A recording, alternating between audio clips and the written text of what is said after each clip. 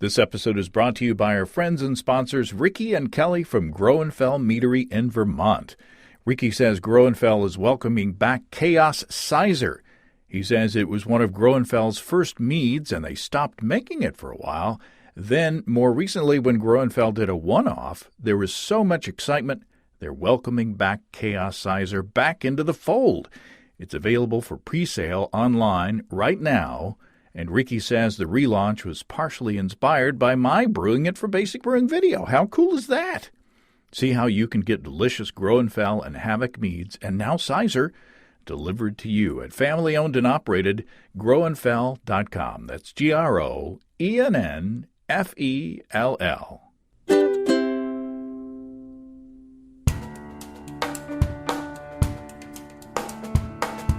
Welcome to Basic Brewing Radio for Thursday, February 11th, 2021. I'm James Spencer. Here at Basic Brewing Radio, we're all about home brewing. This week, Caleb Michalke and John Beal from Sugar Creek Malt Company in Indiana talk about their traditional yet innovative approach to malting. They were generous enough to send me a bunch of fun stuff, and we'll talk about what went into making it. If you go to basicbrewing.com, you can find archives of our audio and video shows, and if you go to basicbrewingshop.com, you can find our DVDs and our brewers' logbooks. You can follow me on Twitter and Instagram at Basic Brewing and find our show page on Facebook as well. If you want to support us financially, check out patreon.com/basicbrewing, and thanks very much to everybody who's helping out in that way. If you go to patreon.com/basicbrewing, you can see a long list of stuff that you can access if you sign up as a supporter. Financial supporters have already seen the Cherry Pie Tart Ale episode that I'm going to post to the public this Friday, along with a recipe from Steve. I got an email from a viewer of one of our YouTube videos asking for a written recipe of a past show, and I told him that you can find it on patreon.com/basicbrewing.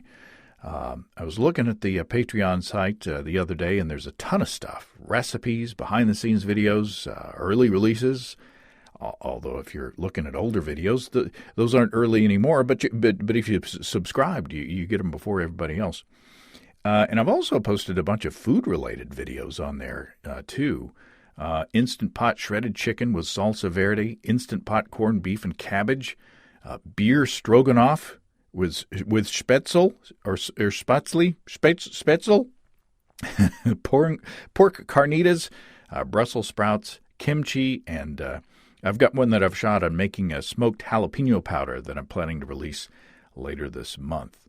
So most of those are exclusive to the upper tier level, but some are available for the base level, and it's just a way to say thanks and to give you value for your subscription, and they're fun to do too. So thanks again to financial supporters very much.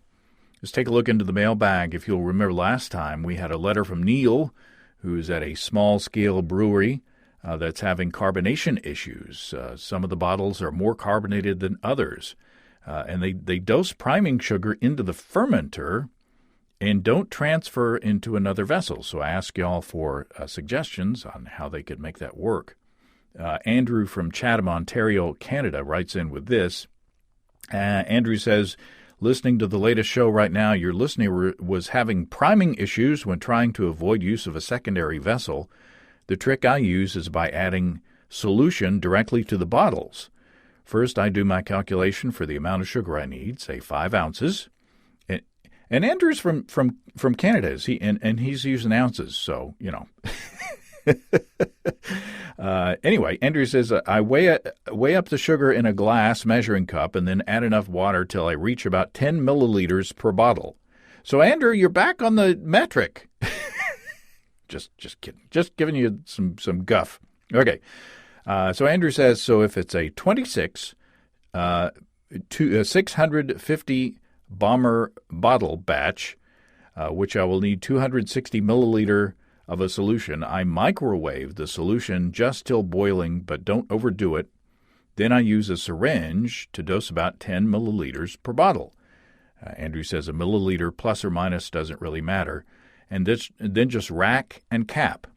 This method works like a charm every time. My bottling bucket is dusty, Andrew says. For a commercial brewery, this may not be the best solution, but if there was a measured pump dose type mechanism like food-grade syrup pump, this just may work. Just a thought. Well, thanks, Andrew. I appreciate that.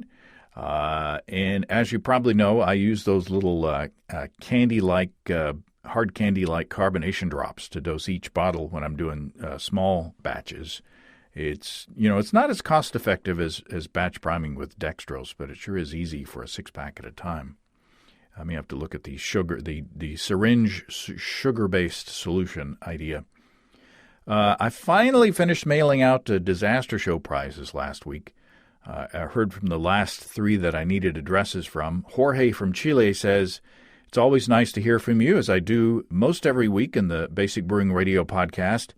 By the way," Jorge says, "it was as it was said in the most recent podcast, it is a family show, and I personally am very thankful for it since I hear it while driving with my kids." Well, there you go. Excellent. Hey, Jorge's kids down in Chile, you've got a cool dad.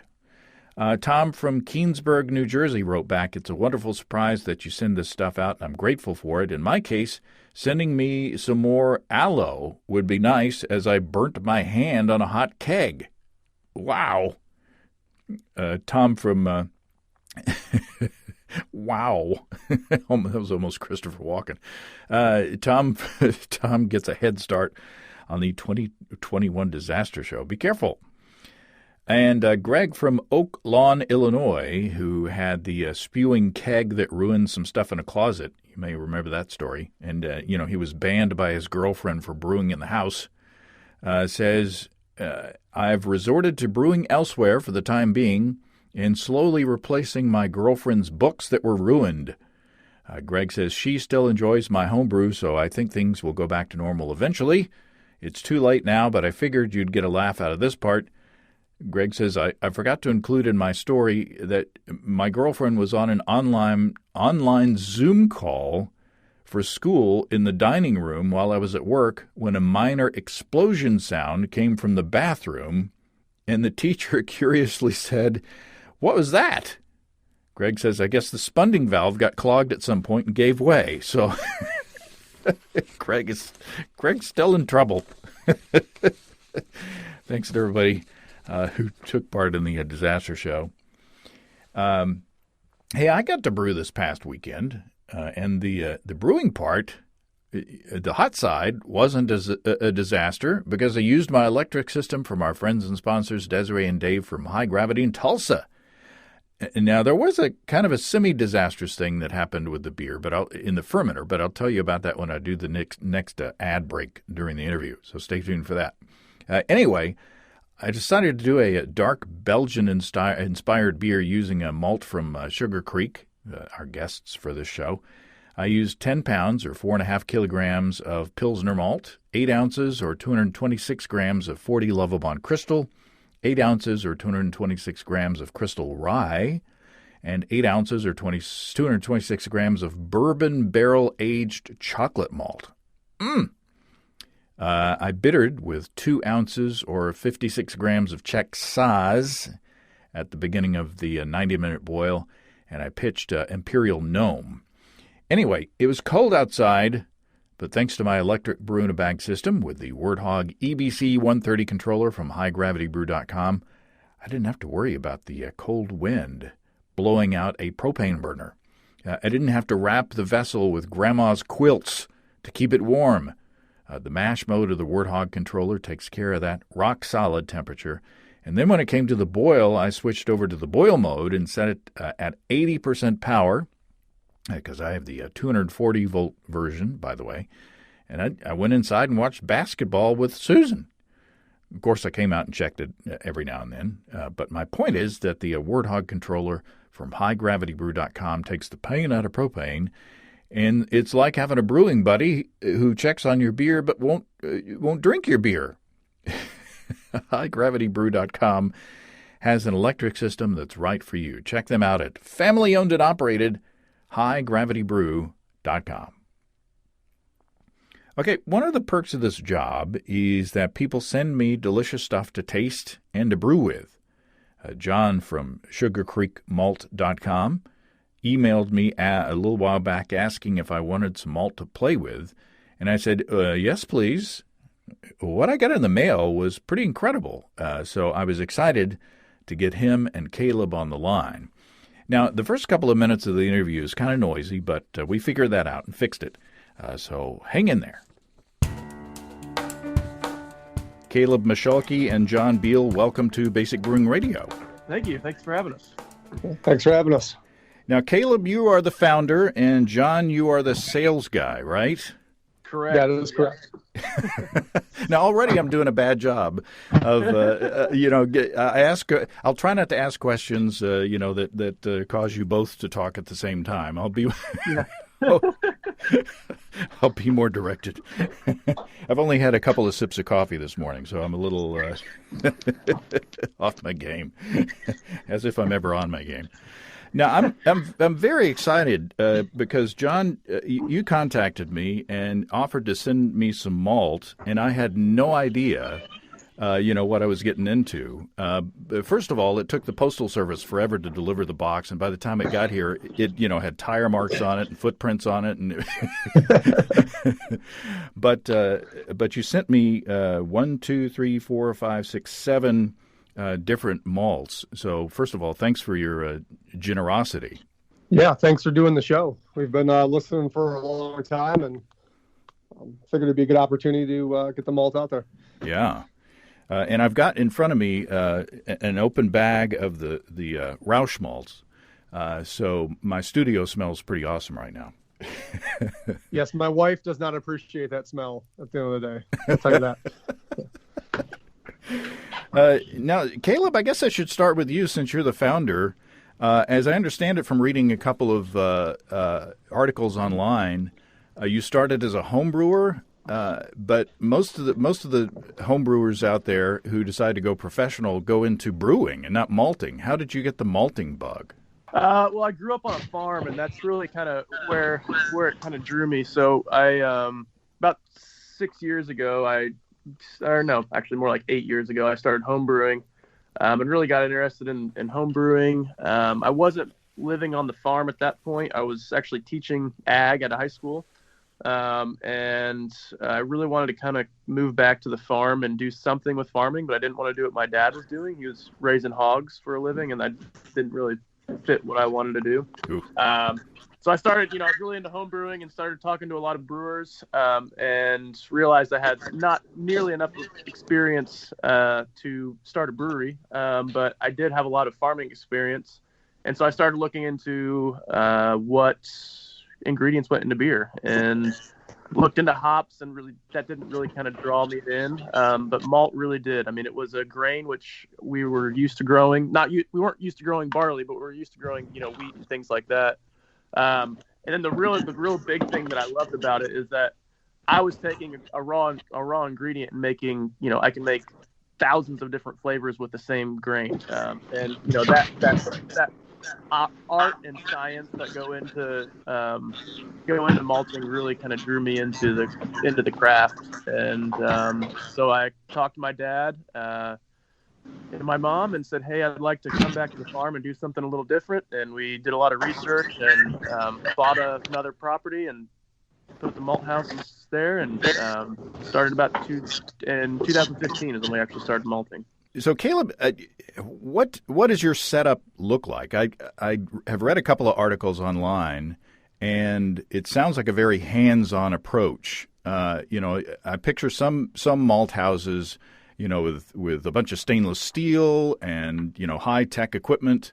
I take it that if we came to your farm and checked out your setup, it wouldn't be that way. Well, we have basically two different malt houses. So back in 2015, we started our production malt house, and that really is what we did until about a year and a half ago, and that was really all we did.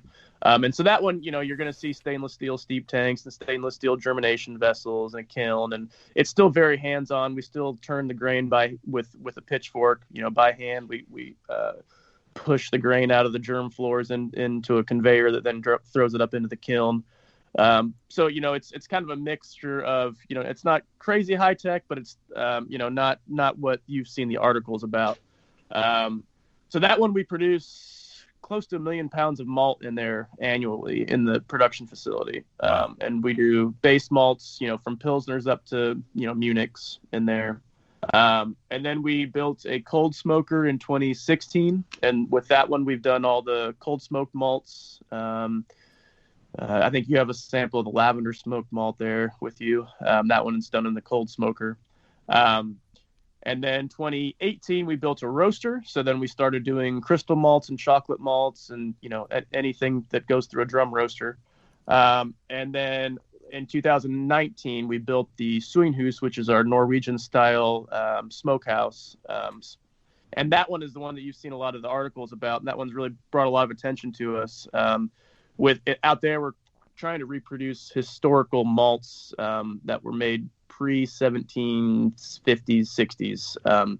So back then, we didn't have propane or electricity or natural gas to dry down grain. So they had to use some type of fuel source. So we're making a lot of smoke malts out there. And we're also doing wind malts, which are just dried out in the sun and the wind. And those would have been done in the summers all over Europe. And actually there was a lot of it done in the Appalachian Mountains too, in the early colonial times. So we're trying to recreate a lot of the historical malts in that malt house. And that one's, very small batch, very hands-on, like you said, stoking fires every 30 to 45 minutes, fun stuff like that. So. In one of the articles I read, you mentioned Lars Maria Skarshol and Mika Leitinen as influences, and both of those guys have been on this show. You get a lot of influence from Nordic traditions. Yeah, and that one for sure, in that malt house, in the sign house. Yeah, I actually went over to Norway, to Stjordal, which is where a lot of the home maltsters live, and have that tradition has survived. Went over there and spent a couple weeks learning how they, built their kilns and how they ran their kilns, and that was a really amazing experience to be able to go over there. And I met Lars and met Mika while I was over there also, and then we came back and started our own. So, well, John, you sent me Crystal 40 and Pilsner, which you can get anywhere, but then you also sent this wind malt, a bourbon barrel-aged chocolate, crystal rye, and then lavender smoke, which we mentioned, and then this Rausch malts. So, and then you sent a brochure with your portfolio is is wide and diverse. So it must be fun to sell this stuff. Who buys it? Who's making beer with your malt? Traditionally, we would be selling to craft breweries and craft distilleries, and this year we opened up to home brewers, which really came about from COVID. Before, we really didn't have the time and we weren't set up for it. Once COVID hit, we had some downtime, obviously, and got the website up, and we've been selling to home brewers, which has been a very positive experience on our end. Wow! So people can go to your website and buy from you directly. Yes, sir. Yep. And then as far as craft breweries go, we sell to some of the largest craft breweries in the Midwest, all the way down to one barrel brew houses. I want to talk about. Let me go through this this brochure. It's mind-boggling. You've got your base malt, which is your typical your pilsners, your pale ale, ye olde pale ale, Vienna, Munich, and 6-row pre-prohibition. That doesn't sound too adventurous. But then, you get deep into it and you get the Nordic-inspired collection, which is the German Rausch malts. And I'm probably not going to pronounce some of these correctly. The Stjordal malt, the Polish Grodzicki malt, Estonian oven malt, Scottish peated barley, and then you've got the roasted collection. And then the smoked, which you've got a list as long as your arm of different woods, from hickory, walnut, red oak, white oak, cherry, pecan, mulberry, and then you cold smoke with herbs. We've done Tabasco barrel staves. So, Caleb, you sound like some of my friends in college. You'll smoke anything. Yeah, it's true. Yeah. Yeah, we've Oh, even that's going on a shirt. a funny story about that kind of that message, I guess. We actually smoked hops a few years ago. We smoked malt with hops, and it was very reminiscent of a certain relative of hops. And we had our local newspaper came out like the week after, and we were talking about it. And so the title for the article was, is something illegal going on now at Sugar Creek Malt? We're like, great, now the whole town's gonna think we're doing something illegal out here. But we would never. Yeah.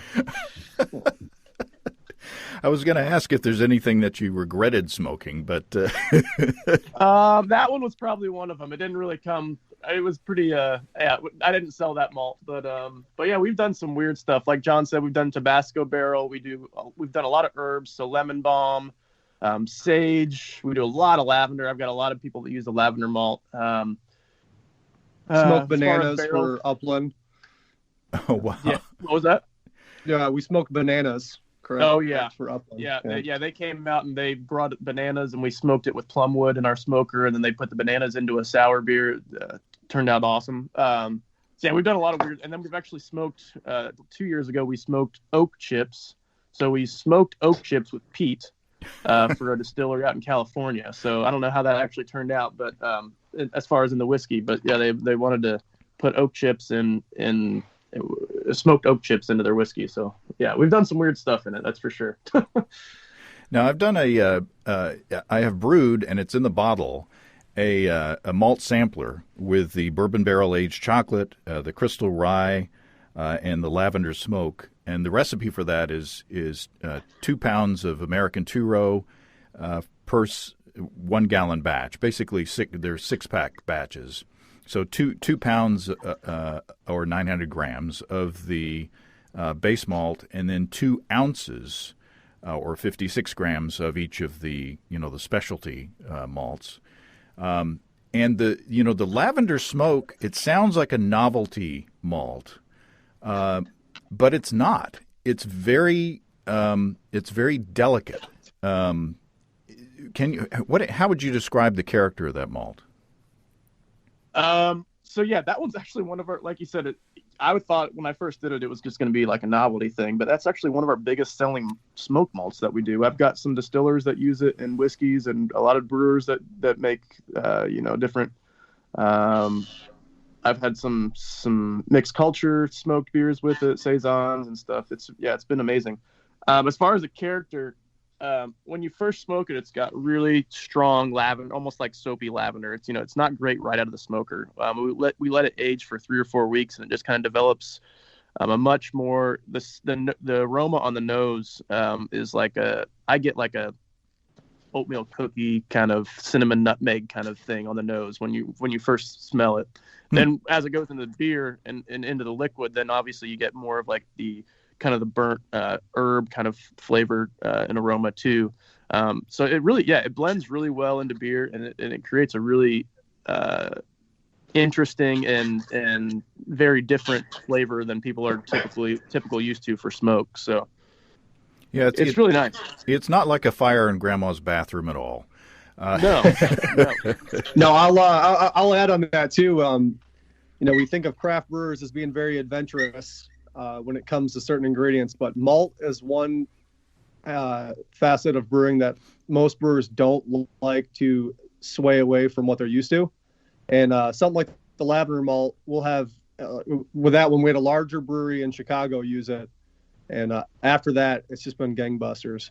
So I think it takes one adventurous brewer to use one of the more offbeat malts, and then they seem to take off pretty well. Now talk about this Rausch malt that I'm sampling, and if I hack up a husk, well, we're talking. I apologize, but that's my favorite malt that we make. Is the Steinhaus Rock malt. Yeah, it's really good. I get, before you talk about the process, it's not like sticking your head into a barrel of bacon, or like the alder smoked malts that I've smelled. It's not like sticking your head into a bucket of salmon, smoked salmon. It is sort of more not delicate, because it is a strong smoke character, but the character is when you taste it, it's kind of a mellow smokiness to it. It's not like a licking an ashtray or anything like that. No. And there's a little bit of, maybe it's my imagination, but there's kind of a minty, mentholy kind of a thing going on too. Is that my imagination? What goes into making this malt? What sample did you send him, John? It was the new batch. The nice thing about that Rauch malt is that it's not cold, it's not smoke infused, so it's getting kilned with the heat of the wood burning, so it develops a lot of complex, caramely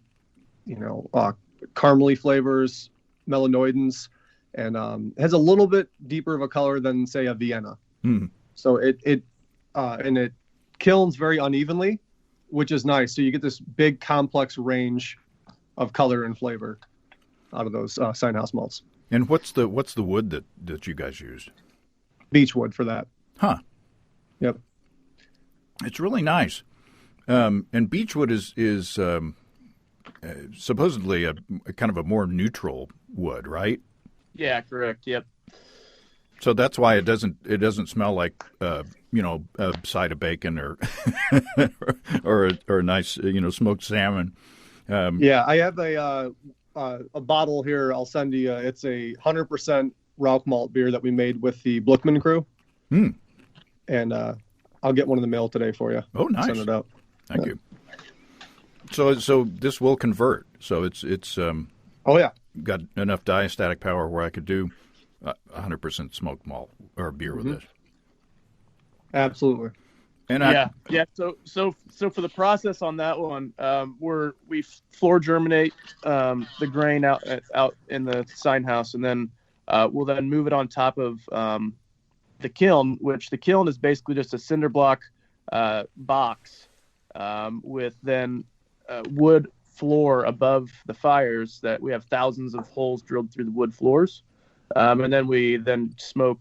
Or then we burn the fire, whatever wood we're using, that's, then we'll start the fires. It takes about 24 hours of actual fire time for it to go from germination moisture to, down to 4 or 5% moisture, which is what you need malt to be for storage and milling purposes.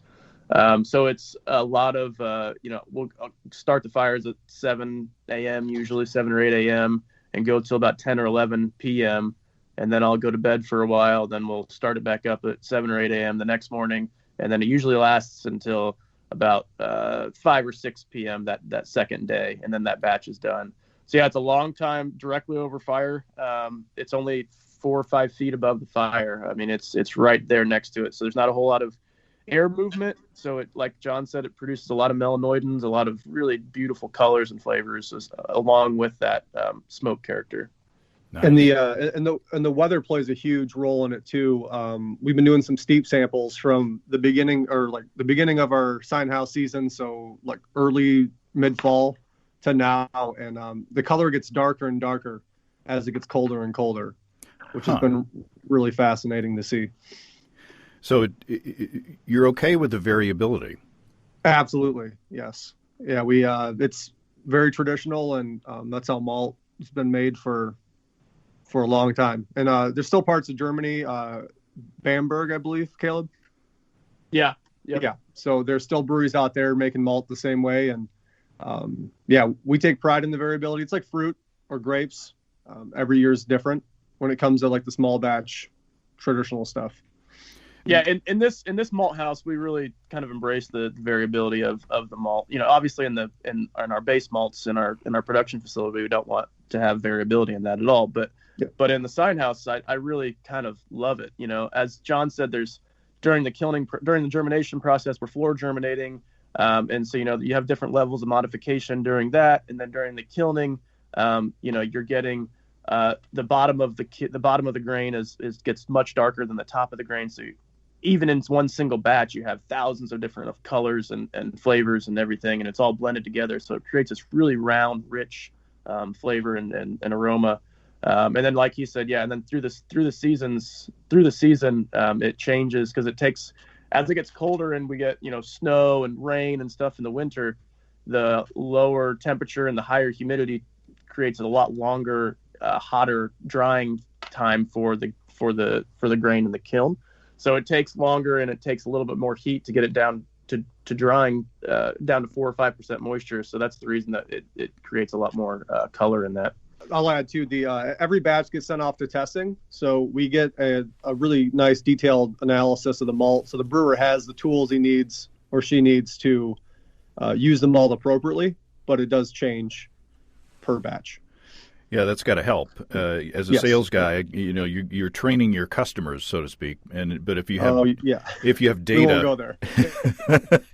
If you have a data sheet in your hand, you can that should help the transition a bit.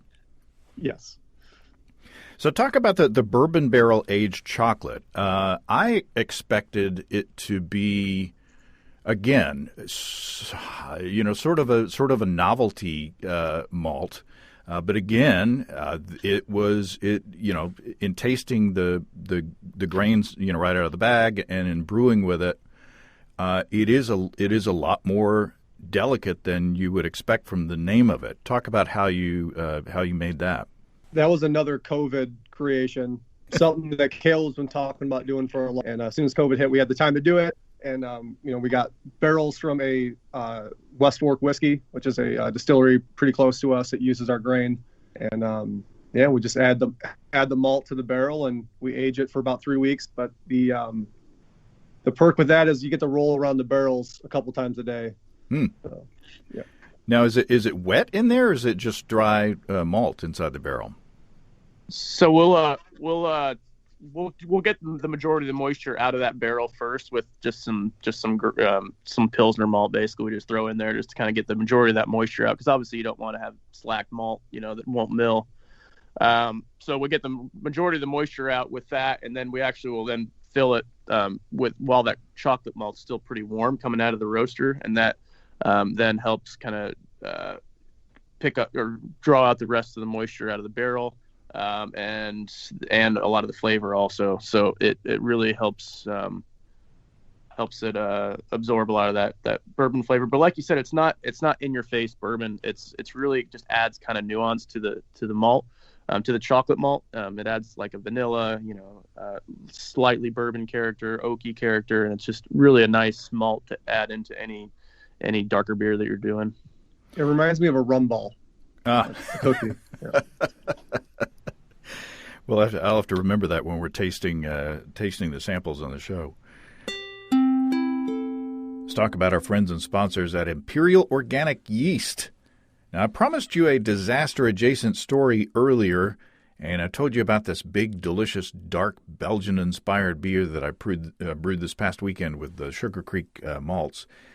Well, I got a packet of Imperial B45 Gnome that I've had in the fridge for a while, and I looked at the production date, and it was way back in October. Now, Imperial says their yeast has a recommended shelf life of 4 months, and Casey has told me that that's maybe conservative on a lot of their strains. So this beer weighed in at 1062, which is, in my mind, a little above moderate gravity. So I decided to pitch the packet with no starter anyway. I did a no-chill, so about noon the next day, I transferred the wort into a fermenter, and I pitched the Imperial Gnome with no starter, and by 7 o'clock that evening, the airlock was already bubbling. It's already moving. And the next day, the yeast was really happy. In fact, I added some Firm Cap S in the evening because it was wanting to leave the carboy. Luckily, I put the fermenter in the bathtub before I went to bed last night, because when I checked it this morning, the airlock was full and it was lying near the drain of the tub a few feet away, and there was beer spattered on the tub walls and the shower curtain. Always remember to shut the shower curtain, by the way. That was some happy 4-month-old yeast. You know we love Imperial Organic Yeast, with a leading pitch rate of 200 billion cells per easy-to-open packet. My stir plate is dusty because I don't use it anymore for moderate gravity 5-gallon batches. You just can't argue with success. Ask your local homebrew store about Imperial Organic Yeast, and check them out at imperialyeast.com. The crystal rye is delicious. I mean, I've been playing a lot with rye in different applications, but I don't think I've ever had a crystal rye. But it's super, super chocolatey. Yeah, so our crystal rye turns out really great. It's something we did 2 years ago, just playing around with it, trying to make new malts, and then after we did it, we're like, wow, this is awesome. And so that's it is our favorite crystal malt that we make for sure.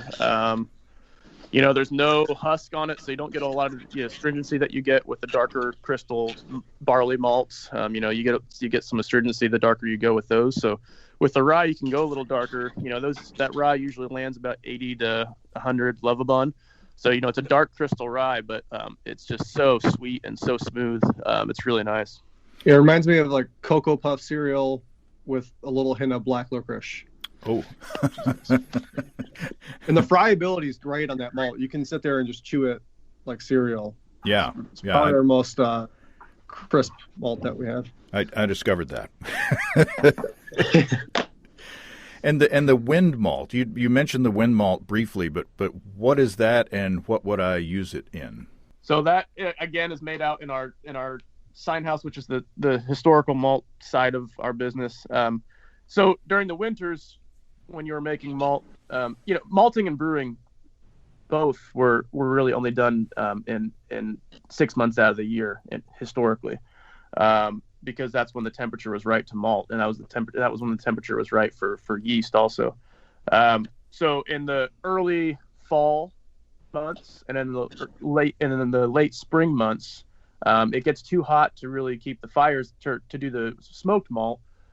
So we actually make wind malt, which is one of the simplest malts really as far as process goes, and would have been one of the original malts that made the first beers, in Mesopotamia and Egypt and all over the place. But then it kind of got really popular in Northern Europe, where we know of lambic beers and saisons and gozas and Berliner Weisses.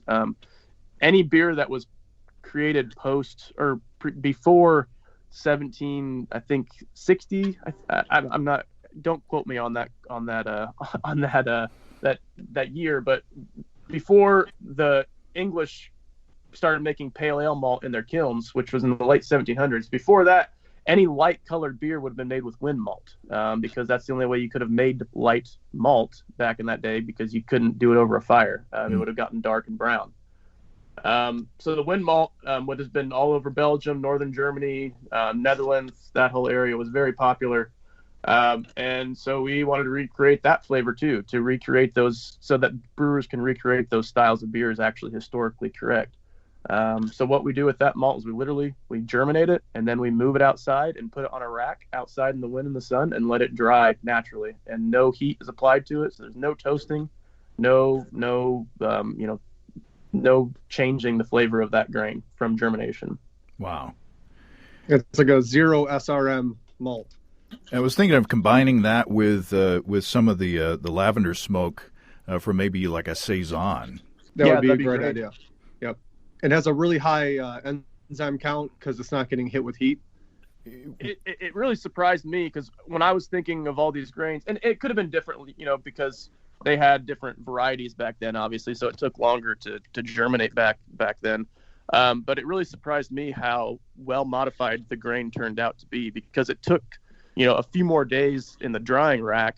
It takes longer for it to dry, and so the enzymes are still working inside the grain as it's drying, and so it actually is very well modified, which makes me realize why all these lighter beers and mixed culture beers used a lot of raw grain back in the day, because they had really well modified malt to do that with. The kiln malts back then, they were higher temperature kilned because of the fires, and so you didn't have a whole lot of enzymes back then, so you couldn't use raw grain in that beer. But when you're using wind malt, it takes a lot longer for it to dry down, and from our experience, we get a lot better modification, a lot better enzyme content, which then, like I said, makes a lot of sense why a lot of raw wheat and things like that were used back then. Huh.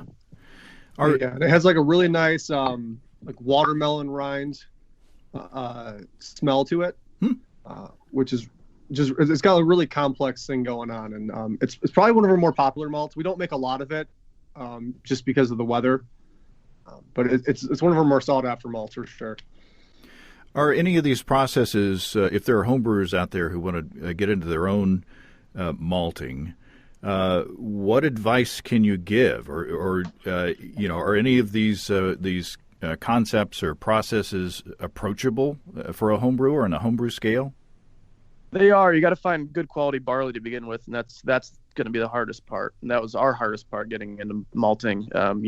In Indiana, there's nobody growing barley 10 years ago. If there was, they were growing 6-row for feed, and obviously that's not good for malting. And the other thing is barley is very susceptible to molds and funguses in the field as it's growing, which create vomitoxins, which, if they're high enough, can create some illness, and you get very sick drinking the beer from that barley. So or witch trials. Ergot. Ergot is another one that you don't want to have in your barley. So I try to push people not to do that unless they know that they have a good source of barley, of malting barley that they're maybe is going to another malt house. But yeah, I mean, that's how I got into it, I guess, is doing it. And I didn't really make beers with it because I was afraid of, anything, going wrong in it. But I did just kind of start doing home malting to get into it. And I built a little kiln out of a box smoker, like an electric smoker. I didn't smoke it back then. I was just trying to get the heat. And then I put a little fan on top of that electric smoker to kind of pull air through. That was my little kiln that I made back then. And yeah, like wind malt, things like that, that's very easily done. That's one of the wind malts that we make is the Appalachian wind corn, which is the predecessor to what we know of bourbon now. A lot of the Irish and Scottish immigrants that came over, they were used to making malted barley whiskeys, and they didn't have barley here. They did have corn, so when they were making moonshine, they actually would just germinate corn and just let it sit out in the sun and dry, and that eventually developed into what we know of as bourbon now. They got 6-row barley and stopped using malted corn. But yeah, I mean, that was a very easy thing for them to do, just on a home malting, home distilling scale. So yeah, I mean, there are definitely avenues you can go down to do it, but I always recommend to make sure you have high quality grain to begin with, because you can really have issues if you don't. So if they go down to their, say, local farmers co-op or something like that and get barley seed, is that good enough or safe enough? It depends. Not really. No, I wouldn't. You have to have an analysis done on it. If they have a sheet to measure the aflatoxin and the vomitoxin, which are the toxins that are created by molds and funguses, then yeah, you can use it. But anything above 0.5 part per million, which is very, very, very small, is not usable for the food industry. So, wow. I ordered a couple of pounds of a 2-row from a seed catalog, and I planted some of it and I malted some of it, but I didn't use it to make any beer. So now I'm scared. Yeah, no, I mean I'm not trying to be, usually you should be fine, but there's definitely a risk of doing that. So. Wow. But usually you'll tell when it's germinating. You can see molds growing and stuff as it's germinating. So, as long as you don't see the mold that creates the vomitoxin is actually a pink mold. So you'll actually see that growing on the grain. And as long as you don't see that, typically you should be fine. So.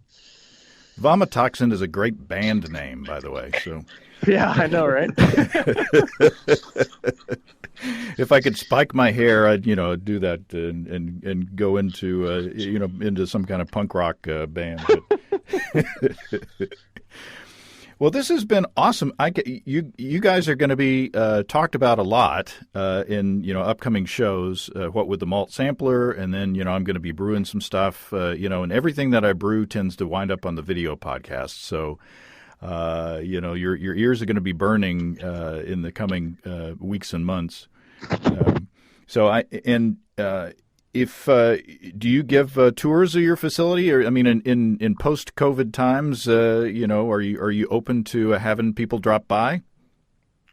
We don't have like open hours. If people want to do, a tour, we can schedule something. But yeah, as far as like having people just drop by, no, we're not really set up to do that. But yeah, if people email us, we've had home brewers come out to pick up malt, and if we have free time or the schedule in advance, we'll give them a little tour if we have time. And we have brewers out here quite often to give them tours. But yeah, if there's any home brewers in the area, they can reach out, and if we have time, then we can schedule it. And John, how do they find you online? John, John, at sugarcreekmalt.com. But the website is sugarcreekmalt.com. Yes, sir. For all your various, and do you do specialty? I mean, I guess it has to be a big batch, but if somebody wants to smoke some malt with something off the wall that you haven't thought, which I think you've thought of most things, but do you do special orders?